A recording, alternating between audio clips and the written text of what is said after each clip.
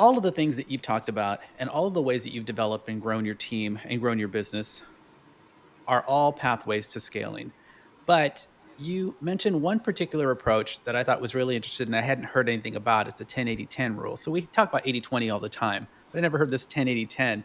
And I think it's such an interesting approach and such a valid approach to growth and scaling. I would love for you to share that with us.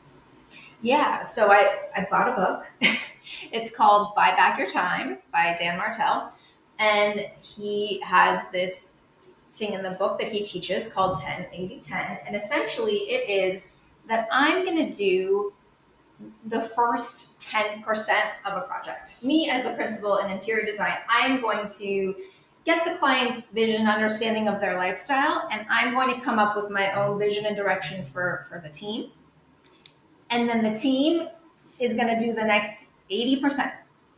And that could be, we could be talking about conceptual design. We could talk about design development. We do 10-80-10 every time, where I'm gonna be part of the beginning. The team's gonna do all all the hard work with the sourcing and the pricing and the drawing and the setting up of the CAD and, oh, this one's out of stock, and all the things that are just noise to me, right? Mhm. Because I need to be like the client, where when I see it, my eyes are like the client. I don't know any of that story. I don't know any of that noise that's going on over there. I just know what we talked about in that first meeting. That's all I know. Right. And so I can see it from the client's eyes of like, what happened to this? Where's this? That looks amazing. Okay, let's show the client. And that really cuts down on my time as the principal, because essentially my favorite part of the book is that $10 million companies were not built on $10 tasks. Well And what said. that means is, what's a $10 task, right? A $10 task is getting a quote from a vendor, dropping off a fabric, picking up a sample, going to the post office, getting lunch, like whatever task that somebody could do, your neighbor could do it, your mom could do it, right? Like that's a $10 task. And I don't know what you're billing out as a principal if you are a principal, but I'm guessing your time is worth more than $10. For sure.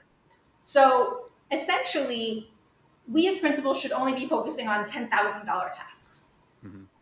$10,000 tasks are things like meeting with business managers, meeting with architects, meeting new clients, all these things that really move the needle forward. The branding, the marketing, exposure, being on a podcast, that's a $10,000 task, right?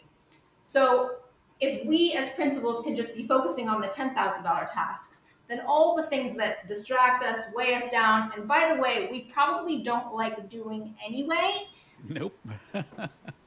should really be going to team members. Absolutely. And even those team members might have $10 tasks.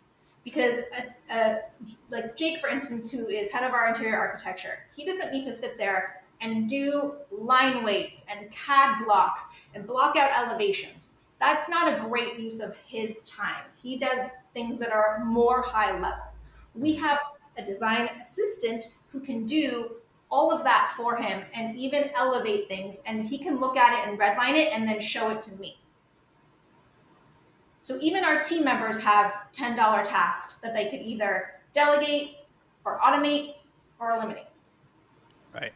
I think that is such a valuable way of looking at delegating. It's a hard thing to do. We all love our businesses and we love creating and we get so attached to everything. And listen, I'm not a creative anymore. I do something entirely different, and I still have a real hard time detaching from tasks because I love doing what I'm doing. But in order to grow and scale, you have to escape that mindset and you have to implement something to allow for that growth. We need to be able to see that the business is running on autopilot and that the principal is not solely responsible for the growth and success of the company. Yeah, absolutely. And, it's a lot for one person to be responsible for. Yeah. What happens if something happens, right? And I'm the only person who knows all the information, can do all the things. Like, that's not a company. Right. I'm not saying that's not how I ran it for a long time, because I did. We all did, of course, of course. I've done everything wrong at least twice. Uh, so, it's this is what I've learned after 5 million years of experience. And that's why I love having this conversation because most people that are listening right now are probably running their business that way. And this is that moment of opportunity where it's like, okay, I've heard it so many different ways, but this is the way that's going to stick.